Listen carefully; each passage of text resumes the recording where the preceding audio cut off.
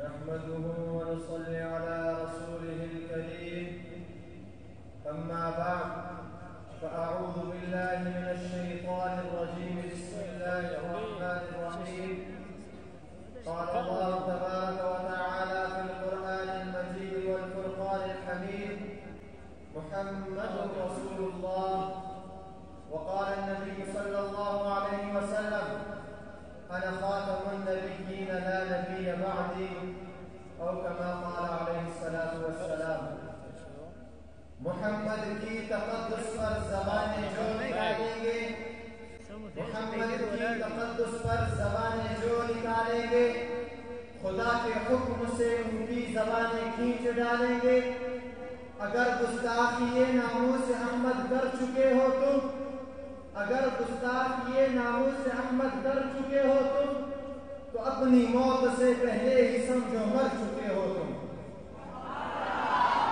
میرے انتہائی واجب القدر اساتذہ کرام و منصفین اعزام اور میرے ہم سفر ساتھیوں، آج اس تقریری مسابقے میں جس موضوع کو لے کر آپ حضرات کے سامنے حاضر ہوا ہوں، اس کا عنوان تحفظ ختم نبوت اور علماء دیوبند کے کردار کے عنوان سے عنوان ہے. سامعین ذی وقار، لیکن میں اس انداز میں گفتگو کروں گا جس انداز میں خطیب نہیں بلکہ ختم نبوت کا وکیل گفتگو کرتا ہے، اس لیے کہ میں مناسب سمجھتا ہوں کہ دیوبندیت کی روشنی میں سفیر ختم نبوت کی خدمات پیش کروں. اس کے لیے میں نے آپ حضرات کے سامنے جو آیات تلاوت فرمائی ہے، محمد الرسول اللہ، اس آیات میں ایک لفظ محمد ہے، ایک لفظ رسول ہے، ایک لفظ اللہ ہے. میں یوں کہوں گا ہمارے ایمان کی بنیاد ایک پیغمبر کی ذات ہے، ایک پیغمبر کی بات ہے. محمد پیغمبر کی ذات کو کہتے ہیں، رسول پیغمبر کی بات کو کہتے ہیں. دیوبندیت کا عقیدہ ہے پیغمبر کی ذات بھی جنت سے آئی ہے، پیغمبر کی بات بھی جنت سے آئی ہے. دیوبندیت کا عقیدہ ہے پیغمبر کی ذات کو ماننا بھی ایمان ہے، پیغمبر کی بات کو ماننا بھی ایمان ہے. دیوبندیت کا عقیدہ ہے پیغمبر کی ذات بھی محفوظ ہے، پیغمبر کی بات بھی محفوظ ہے. قیامت کے دن تک پیغمبر کی ذات میں بھی تغیر نہیں آ سکتا، پیغمبر کی بات میں بھی تغیر نہیں آ سکتا. نبوت کی ذات نے بھی قیامت تک زندہ رہنا ہے، نبوت کی بات نے بھی قیامت تک زندہ رہنا ہے.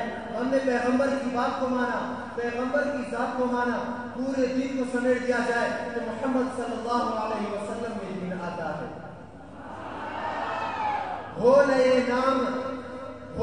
نام کہ بلبل کا ترنم بھی نہ ہو، چمن دہر میں کلیوں کا تبسم بھی نہ ہو. چشم اقوام یہ نظارہ اب تک دیکھے، رفعت شان و رفعنا لک ذکرک دیکھے. سامعین گرامی توجہ، دنیا میں جتنے بھی حملے ہوئے، کوئی حملہ پیغمبر کی ذات پر ہے، کوئی حملہ پیغمبر کی بات پر ہے. میں قادیانیت کے حوالے سے گفتگو کرتے ہوئے کہنا چاہتا ہوں کہ مرزا قادیانی نے نبوت کا دعویٰ کر کے، ختم نبوت کا انکار کر کے نبی کی ذات پر بھی حملہ کیا ہے، نبی کی بات پر بھی حملہ کیا ہے. دیوبندیت نے نبوت کی ذات اور بات کا دفاع کرتے ہوئے مرزا قادیانیت کی ذات کو بھی زیر بحث لایا ہے، مرزا قادیانیت کی بات کو بھی زیر بحث لایا ہے. میں اس سے ایک سوال کا جواب دینا چاہتا ہوں.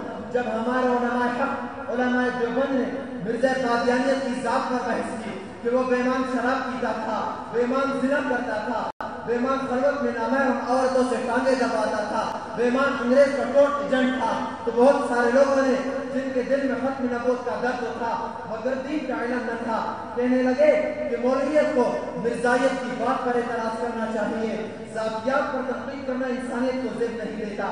تو مولوی محمد علی جلندری نے دیوبندیت کی طرف سے گفتگو کرتے ہوئے کہا کہ مرزا قادیانی نے مولویت کا دعویٰ نہیں کیا، اس نے نبوت کا دعویٰ کیا ہے. جو نبوت کا دعویٰ کرتا ہے پہلے اس کی ذات ہے پھر اس کی بات ہے. میں بتا یہ رہا تھا ایک ذات نبوت ہے، ایک بات نبوت ہے.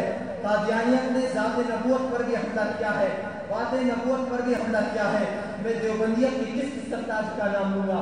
حاجی امداد اللہ مہاجر مکی کو دیکھنے، بانی دیوبند مولانا قاسم نانوتوی کو دیکھنے، دیوبند کے سرپرست اول مولانا رشید احمد گنگوہی کو دیکھنے، ملک پاکستان میں قادیانی کو کافر قرار دینے والے مفتی محمود دیوبندیوں کو دیکھنے.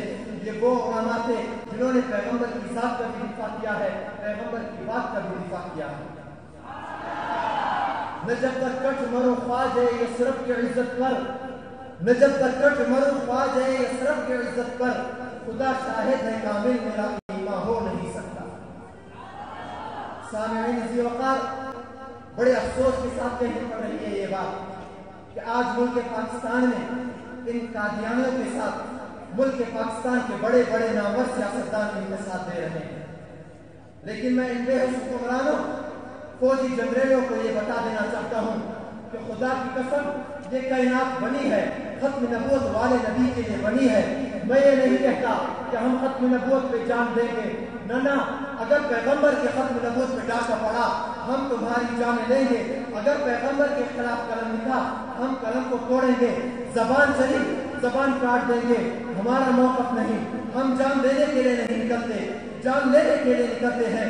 قرآن اٹھا کے دیکھ، قرآن میں اللہ تعالیٰ یوں اعلان کرتا ہے ان اللہ اشترى من المؤمنین انفسهم واموالهم بان لهم الجنہ۔ وہ جان دینے کے لیے ہے، جان دیتے ہوئے جان لینی پڑی تو جان لے بھی لیتے ہیں۔ حکمرانوں آج سنو، اگر تم نے ختم نبوت کے عقیدے کو چھوڑا ہم تمہارے اسمبلیوں کو آگ لگا دیں گے، اگر تم نے ختم نبوت کے عقیدے کو توڑا ہم تمہارے آئین کو جلا کر دیں گے۔ ہم امن عقیدت سے ہیں، ختم نبوت پہلے ہے، امن بعد میں ہے، ختم نبوت پہلے ہے، آئین بعد میں ہے، ختم نبوت پہلے ہے، ملک بعد میں ہے۔ ملک کو آگ لگتی ہے، لگ جائے، ہم ختم نبوت پہ جان دیں گے، جان لینی پڑی تو جان لیں گے۔ میں آج کے جوان سے کہتا ہوں غلامان محمد کو سدا بیدار رہنا ہے، غلامان محمد کو سدا بیدار رہنا ہے، ابھی ختم نبوت پر بہت ہوشیار رہنا ہے۔